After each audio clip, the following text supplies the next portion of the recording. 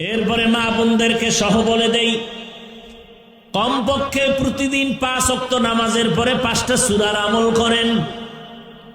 ফজরের নামাজের পরে সূরা ইয়াসিনের আমল করেন, যোহরের নামাজের পরে সূরা ফাতিহা বা সূরা আর রহমান, আসরের নামাজের পরে সূরা নাবা, আম্মা ইয়াতাসাআলুন আনিন নাবাইল আযীম, মাগরিবের পরে সূরা ওয়াকিআ।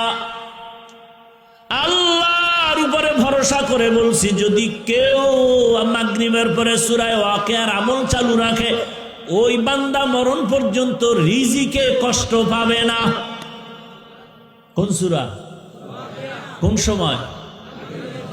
ইযা ওয়াকাতিল ওয়াকিআ লাইসা লিওয়াকাতিহা কাযিবা খাফিজাতুর রাফিআ ইযা রুজ্জাতিল আরদু রাজ্জা ওয়া বুসাতিল জিবালু বাসসা ফাকানাত হাবাআম বাসসা।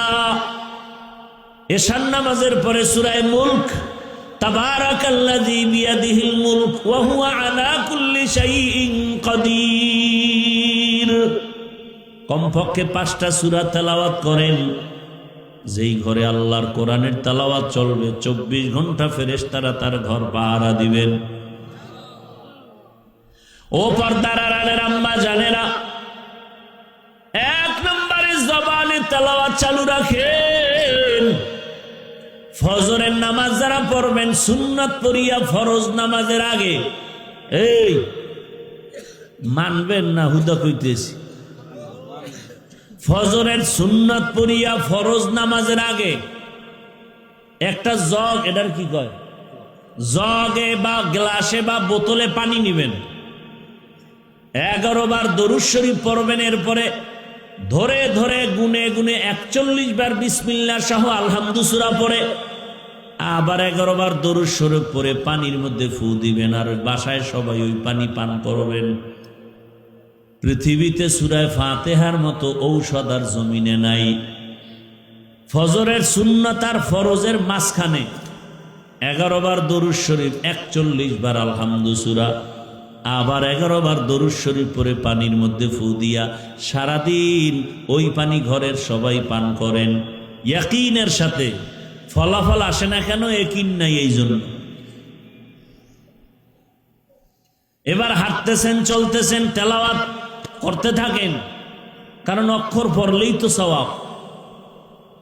2 নম্বরে জবানের দ্বারা আর একটা আমল করবেন, আল্লাহর নামের জিকির।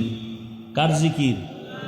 সব সময় জিকির করবেন, লা ইলাহা ইল্লাল্লাহ। এই জিকির সব থেকে দামি। এর সাথে আরো যদি আপনি মিলাই থাকেন, সুবহান আল্লাহর জিকির করেন, তসবিহ পড়েন, আলহামদুলিল্লাহর তসবিহ পড়েন, আল্লাহু আকবারের তসবিহ পড়েন, প্রত্যেক নামাজের পরে সালাম ফিরাইয়া 33 বার সুবহান আল্লাহ, 33 বার আলহামদুলিল্লাহ, 34 বার আল্লাহু আকবার। এই আমলটা ডান হাতের আঙ্গুলের কর গুনে গুনে গুনে গুনে পড়বেন। দেখবেন আপনার ভাগ্যের চাকা খুলে যাবে ইনশাআল্লাহ।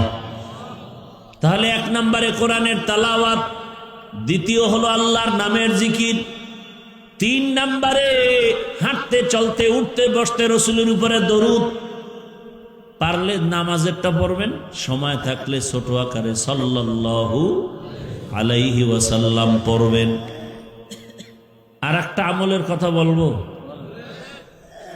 3টা আমল গেল। 1 নম্বরে তেলাওয়াত, 2 নম্বরে আল্লাহর নামের জিকির, 3 নম্বর কি ভাই? দরুদ শরীফ। 4 নম্বর একটা আমল, এখানে যারা কোটি কোটি টাকা ঋণ হয়ে আছেন, আল্লাহর উপরে ভরসা করে বলি সব ঋণ আদায় হয়ে যাবে আপনার এই আমলটা করলে। সে আমলটা সবার সহজ একটা আমল, ইস্তেগফারের আমল। কিসের আমল? আস্তাগফিরুল্লাহাল আযীম, আস্তাগফিরুল্লাহাল আযীম, আস্তাগফিরুল্লাহাল আযীম। ওলামায়ে কেরাম লেখেন কমপক্ষে প্রতিদিন 300 বার ইস্তেগফারের আমল করেন, 300 বার দরুদ শরীফের আমল করেন। মিয়া সম্মানের জন্য মানুষের পিছে ঘুরেন, দুনিয়া আপনার পেছনে ঘুরবে, এই আমলটা করেন। নির্জনে বসে 300 বার তসবিহ হাতে নিয়া দরুদ পড়েন, 300 বার ইস্তেগফার পড়েন, ইনশাআল্লাহ গোটা দুনিয়া আপনার পাগল হয়ে যাবে। আপনি মানুষের পিছনে ঘুরবেন কেন? টাকার পেছনে ঘুরবেন কেন? দুনিয়ার সব আপনার পেছনে ঘুরবে। আপনি ইয়াকিনের সাথে পড়েন যে আমার মৃত্যু হয়ে গেল, হুশ থাকতে আমি আমল ছাড়ব না। 300 বার দরুদ, 300 বার ইস্তেগফার, আমলটা প্রতিদিন চালু রাখেন, ওযু সহকারে পড়েন। দেখেন আপনার সম্মানের দরজা কি পরিমাণ বাড়ে। আপনি করবেন না, সেই ইয়াকিন নাই তো হবে কিভাবে? জবান হেফাজতের জন্য 3টা গুনাহ ছাড়ার কথা বললাম। 1, মিথ্যা বলা যাবে না। 2, গালি দেওয়া যাবে না। 3, গীবত করা যাবে না। উল্টা 3-4টা আমল চালু রাখবেন, গুনাহ কম হবে। 1 নম্বরে আল্লাহর কোরআনের তেলাওয়াত, 2 আল্লাহর নামের জিকির, 3 নম্বরে 300 বার দরুদের আমল, 4 নম্বর 300 বার ইস্তেগফারের আমল। ও আমার যুবক, সম্মান দেওয়ার মালিক আল্লাহ, সে আল্লাহকে আপন বানায় চলো। কোনো সার্টিফিকেট লাগবে না, কিচ্ছু লাগবে না। গোবরের ভেতরে পদ্ম ফুল ফুটায় দিবেন কে? আমার আল্লাহ দিবে। যুবক বাবা, তুমি ডাক্তার হলেও সম্মান, ইঞ্জিনিয়ার হলেও সম্মান, প্রফেসর হলেও সম্মান, ওসি হলেও সম্মান, ডিসিএসপি হলেও সম্মান, যদি তুমি আমার আল্লাহর হুকুম মতো নবীর আদর্শ মেনে চলো। কি ডাক্তার হলে সম্মান নাই? ডাক্তার জাকির নায়েকের এত সুনাম কেন? সে হোমিওপ্যাথিক ডাক্তার। কে জানতো তার বাবাকে, কে তার মা, কে তারে পালন করলো, কই তার বাড়ি, কি তার ডিগ্রি? আজকে সারা দুনিয়ার মানুষ তার মহাব্বতে বিভোর হয়ে আছে। একজন মাত্র ডাক্তার, হোমিওপ্যাথিক ডাক্তার, এত সুনাম। আর আমগো বাংলাদেশের এক ডাক্তার জুতার বাড়ি খেয়ে ফালাইছে, মরার পরও লাশটায় জমিনে আসবে নিশ্চয়তা নাই। তাসলিমা নাসরিন। কারণটা কি? মা বাবার সাথে বেয়াদবি করলে মরার আগে ধ্বংস, শিক্ষকের সাথে বেয়াদবি করলে মরণের আগেই ধ্বংস শুরু, আলেম ওলামার সাথে বেয়াদবি করলে মরার আগে ধ্বংস। অতএব অনুরোধ করে বলছি, যুবক এখনো সময় আছে, তওবা করো, জবানটারে কন্ট্রোল করো, মনে মনে আমার আল্লাহকে বলো। তোমার মতো যুবক এখনো তোমার চোখের সামনে জেনারেল লাইনে আছে, জীবনে মাদ্রাসায় যায় নাই, আলিফ বা তা পড়ে নাই, এমন জেনারেল লাইনের যুবকেরা স্কুলে পড়ে, কলেজে পড়ে, চাকরি করে, ব্যবসা করে, 5 ওয়াক্ত নামাজও পড়ে, আছে না নাই? তুমি কেন পারো না রে বাবা? তোমার মতো যুবক রাস্তায় গাড়ি চালায়, নামাজ বাদ দেয় না, বলো তুমি কেন পারো না?